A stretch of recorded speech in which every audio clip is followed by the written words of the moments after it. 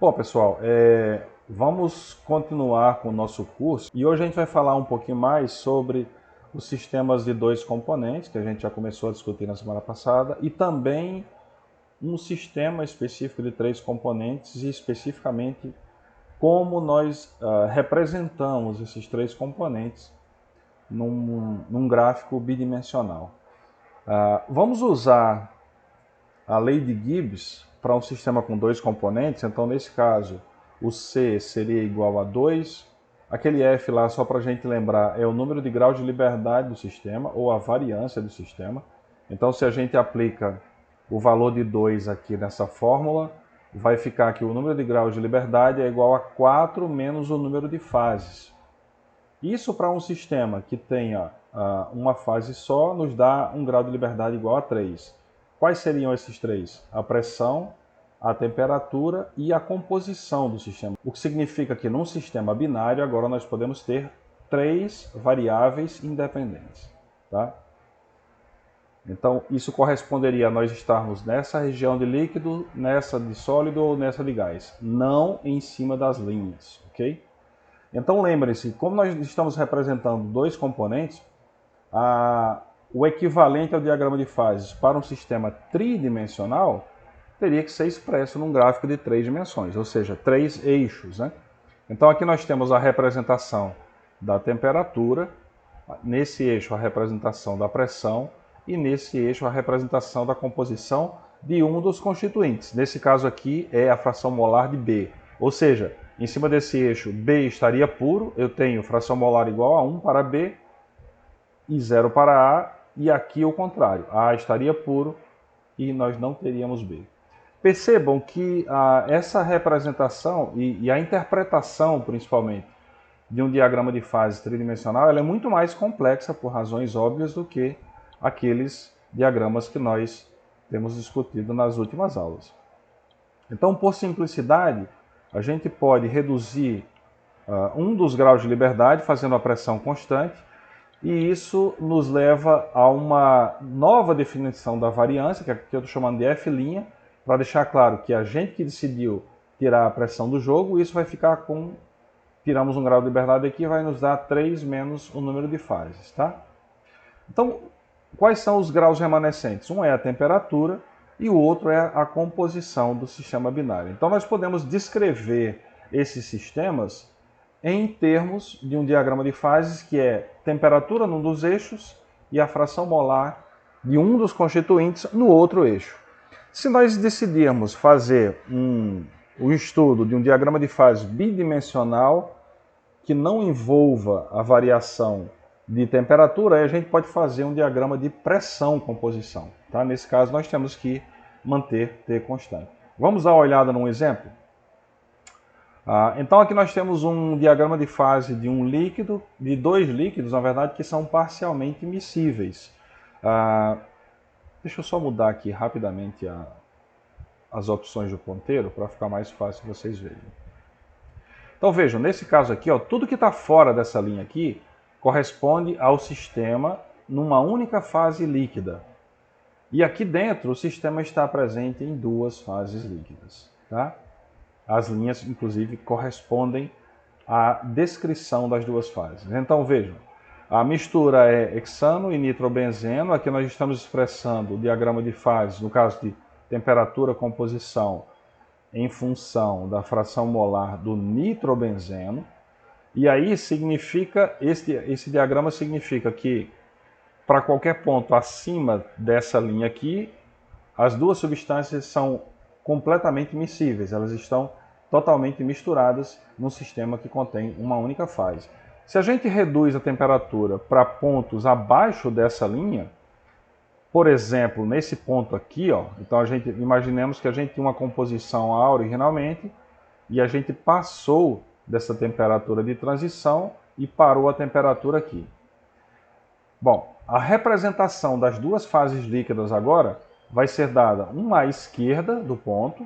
Então esse ponto aqui ele seria a junção das frações molares dos constituintes que estão dispersos nas duas fases, sendo que uma fase vai ser dada por esse ponto A' preto, aqui à esquerda, Então nessa fase, nesse ponto aqui, se nós extrapolarmos a composição, a gente vai ter uma fase pobre em nitrobenzeno, como a soma das frações molares sempre será igual a 1, isso significa que nós temos proporcionalmente muito hexano. A outra fase é a expressão desse ponto onde ele encontra a linha à direita. Então, nesse caso aqui, nós temos uma segunda fase líquida, não miscível com aquela primeira, onde nós temos bastante nitrobenzeno e, consequentemente, pouco hexano. Tá? Esse exemplo aqui, ó, esse ponto aqui, é um exemplo clássico de uma temperatura crítica superior. Crítica por quê? Porque acima disso o sistema se comporta como uma fase só. Em alguns casos, em alguns exemplos, nós temos temperaturas críticas inferiores também, como no exemplo da mistura água-nicotina. Então vejam que aqui a parte de cima se parece muito ao diagrama de temperatura-composição que eu mostrei para vocês no último slide. Acima de 210 graus, água e nicotina se tornam completamente miscíveis. Abaixo, elas só serão miscíveis se estiverem nessa região, ou seja, se eu tenho pouco de um constituinte solubilizado no outro. Se eu tenho misturas que têm frações molares ricas dos dois, elas vão cair dentro dessa região. E abaixo de 61 graus, na escala Celsius, nós voltamos a ter um sistema com uma única fase. Então aqui nós temos um exemplo de uma temperatura crítica inferior. Nesse tipo de sistema aqui, em que nós temos o fechamento da região das duas fases, normalmente a temperatura crítica inferior ela se justifica pela presença de complexos das duas substâncias que se estabilizam mutuamente, né? É um complexo, na verdade, de água com nicotina. Isso faz com que o sistema adquira novamente uma única fase. Bom, vamos falar um pouquinho de como é que se dá a destilação desses líquidos. Então, a gente vai considerar uma condição tal que o vapor está presente no processo. Nesse caso, nós vamos ter duas, e vejam só, nós estamos falando de uma fase líquida, mas numa região de temperaturas em que nós podemos enxergar a fase gasosa. Nos dois exemplos anteriores que eu mostrei para vocês, nós estamos limitando o eixo das temperaturas a uma região em que as fases líquidas são as únicas fases estáveis. Agora é como se a gente estivesse puxando essa escala de temperatura mais para cima, de forma que a gente também consegue ver o vapor. Tá? Então, quando a gente tem líquidos parcialmente miscíveis, como nos casos anteriores, e a gente eleva a temperatura, pode acontecer duas coisas. Os líquidos podem se tornar miscíveis antes da ebulição, como naquele exemplo água e nicotina, e a ebulição pode começar a acontecer antes de que os líquidos se tornem completamente miscíveis. Vamos dar uma olhada de como é que a gente representa isso em termos dos diagramas de temperatura-composição. Para o caso 1, a miscibilidade antes da ebulição. Então, vejam que aqui os líquidos se tornam completamente miscíveis. Nós temos o exemplo do ponto crítico e ele está longe em termos de temperatura da região que descreve os estados gasosos que estão aqui em cima. Tá? Para a gente entender o que é que acontece em termos físicos com um sistema desse, a gente vai partir de um ponto de composição A1, em que a fração molar desse constituinte genérico aqui, x de B, é quase 1, né? Ela seria aí sei lá, 0,9. Então a gente começa a aumentar a temperatura, nós temos uma região, vejam, toda essa região aqui, toda essa área corresponde a uma única fase líquida. Então nós temos um líquido que está sendo aquecido, mas que é constituído de uma mistura de duas substâncias. Quando nós chegamos no ponto A2, começa a haver a vaporização, a evaporação da substância. Melhor dizendo, a vaporização, né? A evaporação vai acontecer a qualquer temperatura. E aqui nós temos a formação de duas fases, certo? Então vejam que esse ponto de composição, a exemplo do que a gente fez com o sistema água-nicotina, ele será rebatido para esse ponto onde nós temos a presença da outra linha. Então aqui nós temos um vapor de composição B1 com um líquido de composição A2. Ok? Se a gente resfriar, aqui entra o processo de condensação após a destilação. Se nós pegarmos esse vapor B1, que vejam que agora tem uma composição mais pobre de X e B, porque a gente andou para a esquerda no eixo das composições. Se a gente resfriar esse vapor até a temperatura original, vamos parar primeiro no ponto B2. Então agora nós temos, de novo, uma fase líquida, é lógico, essa fase líquida vai ser constituída de uma fração daquele líquido original, porque foi só o vapor que foi condensado, depois do processo de destilação, tá? Mas se a gente continua resfriando, agora a gente vai cair nesse ponto, o que significa que esse destilado, esse novo líquido, um líquido com uma composição diferente, ele já não está na região de única fase. Então aqui nós teríamos uma fase líquida com essa composição expressa pelo ponto em cima da linha azul, e aí onde é que esse ponto encontra a linha de novo? Aqui, ó. Então nós teríamos duas fases líquidas, uma à esquerda e uma à direita do ponto B3. Vejam que esse ponto de composição B3, na verdade, ele representa a soma das frações molares do constituinte B que está disperso nas duas fases. Então, uma parte de B estará nessa região, nessa fase líquida, e outra parte estará nessa outra fase líquida. E, finalmente, para terminarmos a análise, nós vamos ver que existe um ponto que corresponde à mínima temperatura necessária, uma composição que tem a mínima temperatura necessária para que o sistema passe para a fase gasosa. Esse ponto é chamado de ponto azeotrópico, tá? Por isso o azinho está representando ali, que seria exatamente aqui, né? Vejam que para qualquer outro ponto de composição, as temperaturas são mais altas. No segundo caso, que eu falei para vocês, a ebulição ocorre antes da miscibilidade completa. Então é como se a gente pegasse, deixa eu voltar rapidamente esse sistema aqui, é como se a gente pegasse essa curva agora e a aproximasse da curva da região da fase líquida, o que vai dar essa figurinha aqui, tá? Então vejam o que acontece. Se a gente parte do mesmo ponto de composição A1 e aquecemos a amostra, nós chegamos num ponto A2, que tem a mesma composição original do líquido, só que é uma temperatura mais alta. O líquido começa a entrar em ebulição a partir daqui e forma um vapor de composição B1. Caso esse vapor seja recolhido e condensado, por exemplo, num processo de destilação simples, nós podemos voltar à temperatura original, que pode ser perfeitamente a temperatura ambiente do laboratório, certo?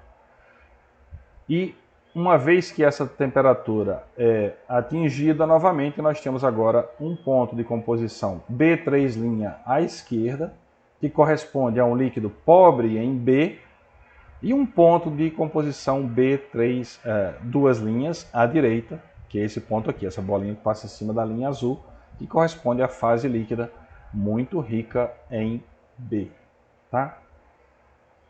Esse ponto, se nós tivéssemos exatamente nesse ponto aqui, quer dizer, esse ponto não foi atingido nesse exemplo que eu dei, mas se nós tivéssemos esse ponto de composição e começássemos a aumentar a temperatura, vejam que aqui a gente não tem como rebater o ponto. E se nós começássemos a aumentar a temperatura, nós teríamos a formação de uma fase gasosa que tem exatamente a mesma composição do ponto original E1. Esse ponto de mínimo da temperatura de ebulição aqui é chamado de ponto eutético. Ok? Vamos dar uma olhada. Eu sei que à primeira vista é um pouquinho complicado de a gente analisar sistemas desse tipo, mas vamos dar uma olhada agora, até para a gente se familiarizar com outros exemplos, de uma mistura representada num diagrama de temperatura-composição, mas agora numa faixa de temperaturas mais baixas do que as que a gente viu nos dois últimos slides.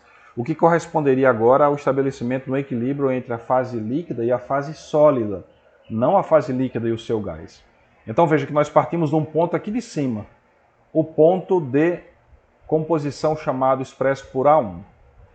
Então nós temos uma fase líquida, única fase líquida, que contém uma mistura que tem, eu diria uma fração molar aí de X de B entre 0,7 e 0,8, certo? Pensando nesse que aqui é 1 e aqui é 0, então X de B nessa escala parando aqui estaria mais ou menos a 3/4 do tamanho do eixo, que corresponderia a um X de B 0,75 aproximadamente. Esse número não importa agora, tá? O interessante é a gente entender a ideia, como é que essas linhas representam as composições e as temperaturas dos sistemas que estão sendo tratados. Então, se nós pararmos no ponto de composição dado por A2, vejam que aqui, ó, toda essa região corresponde à existência de uma fase líquida e algum B que é depositado de forma pura, porque ele é expresso em cima do eixo. Então aqui, ó, nós teríamos um líquido de composição A2 e algum B, algum sólido da substância B começa a se depositar e é expresso em cima desse eixo aqui, certo? Se nós baixamos agora até um ponto de temperatura que corresponde à nova composição A3, vejam que, do ponto de vista da linha do líquido, nós saímos dessa região e fomos para essa. Nós estamos andando à esquerda do gráfico de temperatura composições, o que significa que nós temos menos B aqui, certo? E por que nós temos menos B? Porque mais B da fase sólida se depositou desse ponto que está expresso aqui. Vejam que esses pontos correspondem a frações molares, não a quantidades molares. Então, à medida que a gente desce aqui, ó, nós temos mais e mais do sólido B puro se separando do líquido remanescente e decantando como um sólido puro, ok? Se nós chegamos num ponto dado pela composição A4, agora nós temos a deposição de mais E e a formação do líquido na composição eutética. Vejam que, de novo, essa é a mínima temperatura necessária para a transição de fase, para a transição de um estado físico para outro. Para qualquer ponto de composição abaixo do ponto eutético, por exemplo, em A5, então continuamos resfriando essa amostra, nós vamos ter simplesmente a deposição de duas fases sólidas. Uma fase sólida praticamente constituída de B puro, que está expressa por esse ponto aqui em cima desse eixo, e a outra fase sólida que está lá no outro eixo. Tá? Vejam que aqui, ó, nesse pontinho aqui, X de B é igual a zero, ou seja, aqui eu tenho a deposição de um sólido A e aqui eu tenho a deposição de um sólido B. Tá? Aonde é que essas composições eutéticas são importantes do ponto de vista do mundo real? Vamos pegar dois exemplos simples aqui. Então, aquela solda que a gente conhece muito bem, que vocês devem ter visto nos laboratórios, é capaz de até ter em casa, ela é uma mistura de uma liga de chumbo e estanho nessas frações molares, e ela funde a 183 graus, enquanto que os metais puros têm temperaturas de fusão muito mais altas. Por que isso é interessante? Porque eu vou precisar de esquentar menos a minha resistência, o que implica num menor gasto energético. Tá? Outra mistura importante, uma mistura de sal e água com 23% em massa do sal, ela vai fundir a menos 21 graus, o que significa que essa mistura pode ser usada, por exemplo, para eliminar grandes massas de gelo, né, de neve, que se depositam nas regiões mais frias do nosso planeta. Tá? E podem causar problemas como quedas, acidentes automóveis. Então é uma mistura que tem uma implicação prática importante. Bom, agora vamos falar um pouquinho sobre essas misturas eutéticas. Quando a gente forma um sólido originalmente constituído de duas fases, ele pode cristalizar numa mistura relativamente homogênea de cristais de dimensões microscópicas, e aí esse sólido ele vai parecer homogêneo, vai parecer como constituído de uma única fase, se a gente olha a olho nu, tá? Então, muitas vezes, nós precisamos de técnicas microscópicas, espectroscópicas, para determinar as características físicas, do ponto de vista microscópico, as características estruturais, para só assim decidir se o sistema é formado de uma fase, ou seja, se ele é uma liga verdadeira, ou se ele é formado de duas fases, mas que estão dispersas em domínios sólidos muito pequenos que a gente não consegue distinguir. Então eu citei algumas técnicas aqui que não fazem parte do escopo do estudo da disciplina, mas só para que vocês tenham noção do que é usado, né, de como é que a gente usa essas técnicas. Então, microscopia de varredura, transmissão, uma difratometria de raio-x, uma espectroscopia de absorção de raio-x são geralmente as técnicas utilizadas para a gente definir se o sistema é constituído de uma fase ou de mais de uma fase. Eu peguei um exemplo de identificação de fases sólidas que faz parte do histórico da pesquisa que eu já fiz, né, ao longo da minha carreira. Então aqui nós tínhamos um sistema constituído de uma única fase. Isso aqui é um dado obtido, né, a partir de um experimento de espectroscopia de absorção. Então a gente faz uma série de tratamentos matemáticos que não vêm ao caso aqui, mas vejam que isso aqui é uma coordenada radial expressa em angstrom que mostra basicamente uma distância interatômica. E aí, antes de um determinado tratamento, nós tínhamos um sinal principal aqui indicando que esse átomo que a técnica está enxergando, ele está cercado por vizinhos que se distribuem de forma mais ou menos homogênea, todos estão à mesma distância.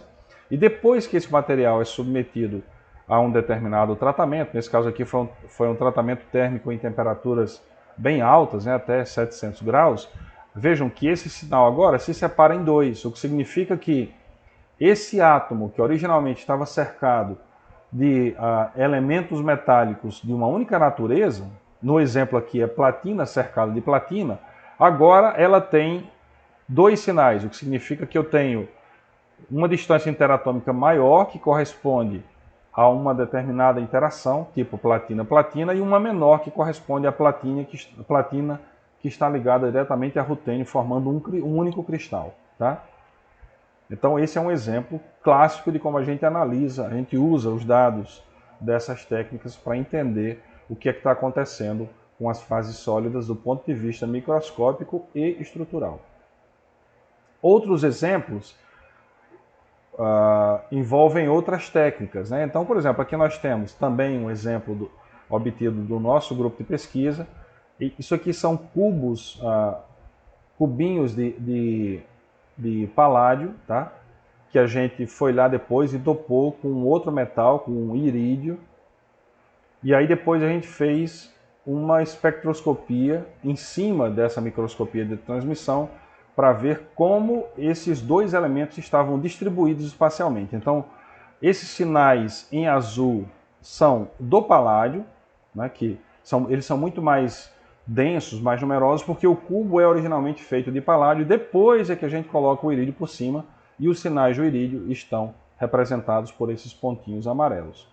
Um outro exemplo, nós construímos essa coisinha aqui que parece com uma mamona em dimensões muito pequenas, né? Bem menores do que 100 nanômetros, e aí a gente fez também uma análise de espectroscopia de dispersão de raio-x para ver nessa estrutura aqui aonde estaria localizada a platina e o ouro, e a gente queria originalmente obter uma estrutura que a gente chama em ciência de core shell, que traduzindo seria casca-caroço, né? Então seria mais ou menos imagine uma azeitona ou uma jabuticaba, em que você tem o caroço no interior e tem a casquinha por fora.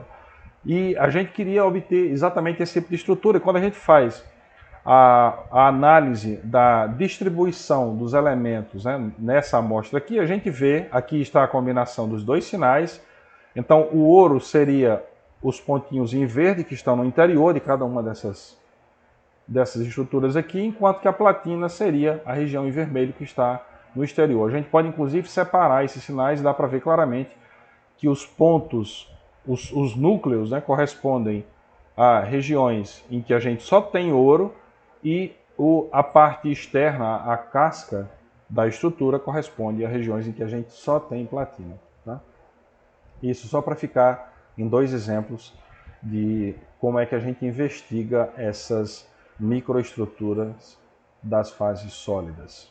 Bom, agora vamos falar do uso da análise térmica na detecção das mudanças de fase para sistemas que podem ser constituídos de uma fase líquida originalmente, que, por exemplo, a gente resfria para a obtenção de uma fase sólida. Então, nós podemos ter... Isso aqui poderia representar uma substância só e pode representar uma mistura desde que ela esteja num ponto de composição muito específico que a gente já vai tratar daqui a pouco. Então aqui nós temos, por exemplo, a temperatura em função do tempo. Aqui nós temos o líquido sendo resfriado. Quando nós chegarmos nesse ponto aqui de temperatura, que o autor chama de TF, isso corresponderia à temperatura de solidificação ou de congelamento, como ele está falando aqui, certo? Até aí nós temos a questão de que, em se tratando de uma substância pura, a temperatura de mudança de fase ela é mantida sempre constante, então até que toda a amostra líquida vire um sólido, a temperatura não varia. Quando nós chegamos nesse ponto aqui, toda a amostra passou a ser um sólido e aí nós temos simplesmente o resfriamento do sólido. E aí a curva segue o seu padrão, tá? Então essa análise é muito simples de fazer para um sistema constituído de uma só substância. Para um sistema desse tipo, vejam que dependendo do ponto de composição aonde nós estamos, se a gente está nesse ponto de expresso por A1, como nós pegamos o exemplo, um pouco mais à esquerda, um pouco mais à direita, as temperaturas em que a formação do sólido começa a acontecer, elas vão variar, ou seja, elas são uma função da composição do sistema. E é justamente por conta disso que a análise térmica é uma das técnicas mais utilizadas para a gente fazer estudos de composição. Então deem uma olhada nesse gráfico aqui. O exemplo que eu mostrei no slide anterior corresponderia a um comportamento desse tipo, em que a gente tem uma reta de resfriamento, a formação da fase sólida, seguida por uma outra reta de resfriamento. Aqui nós temos que representar esse conjunto de comportamentos em três eixos. Aqui teríamos a temperatura, nesse eixo aqui o tempo e nesse eixo a composição, para que a gente possa expressar, por exemplo, um sistema que sai dessa composição A1, que corresponderia a esse ponto. Então vejam, vamos tratar de entender esse comportamento. Nós começamos a resfriar a substância. Quando ela chegar, quer dizer, na verdade é a mistura, né? Não é uma substância, aqui são duas substâncias dispersas numa única fase líquida. Quando ela chega no ponto A2, expressa aqui, ó, certo? Nesse tempo específico, o que vai acontecer nesse ponto? B começa a se depositar como fase sólida. E lembrem-se que o processo de solidificação é um processo exotérmico. A substância ela libera calor durante o processo de solidificação. E é justamente isso que explica essa quebra nessa inclinação aqui. Então agora nós temos uma liberação de calor pela própria amostra que se contrapõe ao resfriamento que nós estamos promovendo pela própria técnica. Certo? Então aqui tem a relação entre o ponto de composição e o ponto em que o sólido começa a se depositar. Quando a gente chega no ponto A3, nós temos mais sólidos se depositando, então ele vai até chegarmos eventualmente no ponto A4, e aí a partir daqui o que acontece? Nós estabelecemos um platô, ou seja, agora a temperatura não cai mais, por quê? Porque nós temos também o segundo ponto, o segundo sólido se depositando, que é o sólido A. Finalmente, no ponto de composição A5, como eu já tinha falado para vocês, da primeira vez que nós vimos a figura à esquerda, o diagrama de temperatura-composição, nós temos uma mistura de sólidos sendo resfriada. Tá? Então, à medida que a gente muda, nós analisamos esta linha, certo? Mas se a gente anda para um ponto um pouco mais à esquerda aqui, isso corresponderia a essa outra linha de temperatura, tempo, composição, tá? Então vejam, se a gente tivesse um pouco aqui, um pouco mais aqui, nós teríamos que atingir temperaturas mais baixas para que o sólido começasse a ser formado, tá? O que é representado nessa linha. Então veja aqui, ó, o eixo da temperatura vai caindo. Até que eventualmente a gente chega nesse ponto, que é a composição eutética. Esse ponto corresponderia a este ponto aqui, ó, essa linha que eu estou chamando de E. Então aqui, se nós estivéssemos aqui em cima, nós teríamos um líquido sendo resfriado, que corresponde a essa linha. O sólido não se forma, até que nós chegamos nesse ponto aqui, em que as duas fases sólidas são depositadas simultaneamente. Isso corresponde a um platô maior, né? Em vez da distribuição do sólido por uma faixa maior de temperaturas, não, os dois sólidos se depositam numa única faixa como se fosse uma substância pura. Depois que a gente passa desse ponto para qualquer ponto aqui embaixo, nós estaríamos nessa linha que corresponde simplesmente ao resfriamento de duas fases sólidas. Ok? Está aqui essa seta que indica exatamente que esse ponto de composição eutética corresponde a este platô. E finalmente vamos tratar do sistema de 3 componentes. Então, se a gente usa agora o C igual a 3 para aquela formulazinha que nós já discutimos na aula passada, nós chegamos a um sistema que tem variância 4. Tal sistema não pode ser representado no universo tridimensional. Nós precisaríamos de 4 dimensões para representar. Bom, o que a gente pode fazer nesse caso? Nós só podemos analisar diagramas de composição, sempre com temperatura e pressão mantidas constantes. Então aqui nós vamos estabelecer uma outra variância, a F2', que nós estamos forçando o sistema a ficar com P e T constantes, o que diminui em 2 esse número de graus de liberdade, e aí sim, com 3 menos pH, se uma fase está presente, nós podemos representar o sistema em 2 dimensões. Certo? Então, isso corresponde a dizer que nós podemos variar a composição de dos 3 constituintes presentes nos sistemas. Tá? E a forma mais prática de representar isso é através de um triângulo equilátero, que é chamado de triângulo de composição. Bom, por que é tão interessante usar um triângulo equilátero? Porque nós podemos representar qualquer composição ternária no interior do triângulo. Tá? Se a gente pegar aqui, aqui por uma questão didática, eu espacei os pontos de composição no triângulo a intervalos de 0, 1.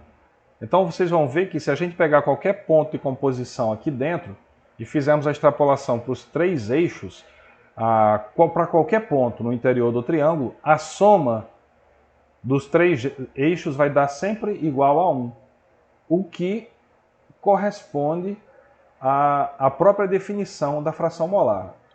A soma das frações molares de um sistema de N constituintes será sempre igual a 1. Tá? Vamos pegar um exemplo aqui bem simples. Vamos imaginar que a gente queira representar um sistema ternário, constituído de 3 elementos, que tem a composição x de A igual a meio, x de B igual a 0,3 e x de C igual a 0,2. Então, 0,5 mais 0,3 mais 0,2 igual a 1.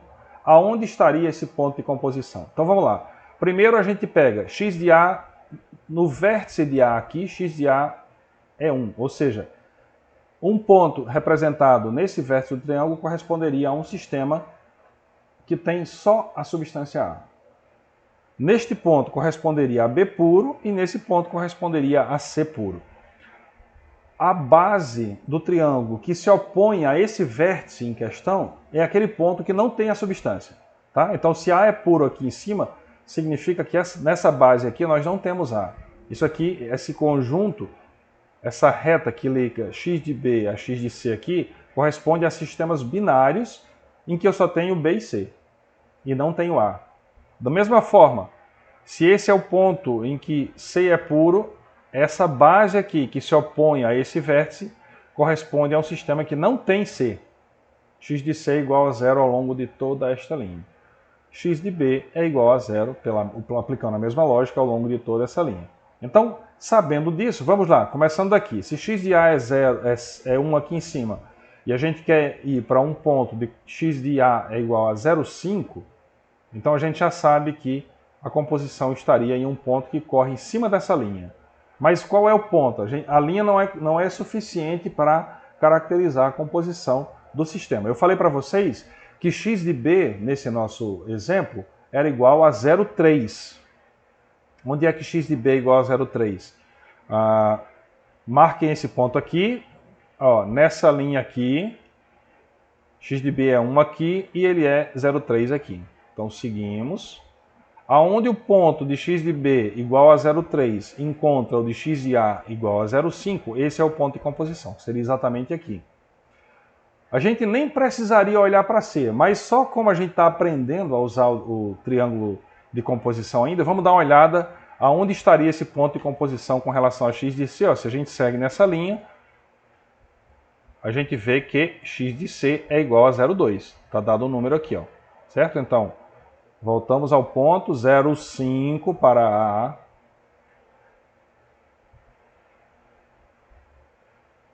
0,3 para B. Este é o ponto em que x de A é 0,5, x de B é 0,3 e x de C é 0,2. Ok? Vocês vão encontrar vários exemplos de uso de triângulos de composição na literatura científica e mesmo nos livros didáticos. Tá? Então, eles geralmente aparecem como representações expressas dessa forma aqui. Esse triângulo ele só está diferente porque o autor usou aqui frações molares expressas em porcentagem, né? Que vão de 0 a 100. Mas a ideia é exatamente a mesma, tá? Nós podemos, inclusive, ver o que acontece, usar um triângulo de composição para entender o que acontece com o sistema ternário. Então, nós temos um exemplo aqui em que a água, etanol e benzeno são misturados. O que acontece quando esses três componentes são misturados? E como é que isso é representado num triângulo de composição? Bom, a gente pode sair desse ponto aqui, ó, de um ponto em que eu tinha originalmente água e benzeno. Vocês sabem que água e benzeno não são completamente miscíveis, na verdade eles são praticamente immiscíveis. Então, nesse ponto de composição, eu rebato aquele ponto em cima da linha, eu vou ter uma fase muito rica em benzeno e uma fase muito rica em água, que correspondem aos... Esse ponto de composição está muito próximo do vértice do benzeno e esse aqui está virtualmente em cima do vértice da água. Se a gente começa agora a adicionar etanol, então isso seria representado aqui por uma linha que sai do eixo onde etanol não está presente, onde x de etanol é igual a zero, e vai para o ponto onde x de etanol é igual a 1. Por exemplo, se a gente começa a colocar etanol num sistema em que a gente não varia as composições de água e benzeno que já estavam presentes. Paramos nesse ponto B de composição, nós temos uma fase muito rica em água, ainda uma fase muito rica em benzeno, mas vejam que essas linhas estão se aproximando, certo? Se eu paro aqui, ó, eu já tenho um pouco menos de água, aqui eu tenho um pouco menos de benzeno, e a partir desse ponto aqui, o ponto C, o sistema se torna completamente miscível. Então, etanol, como ele tem... vocês lembram da estrutura do etanol, né? Nós temos dois carbonos, sendo que um carbono é um grupo metila e um carbono é um grupo alcoólico, CH2OH. Então, esse grupo alcoólico, pelo fato de ele ser polar, ele interage muito bem com a água e ele ajuda a água a ser miscibilizada, enquanto que a terminação CH3 interage muito bem com o benzeno. E isso faz com que o etanol sirva de uma espécie de ponte de polaridade para fazer com que as três substâncias se tornem completamente miscíveis a partir do ponto C. Ok?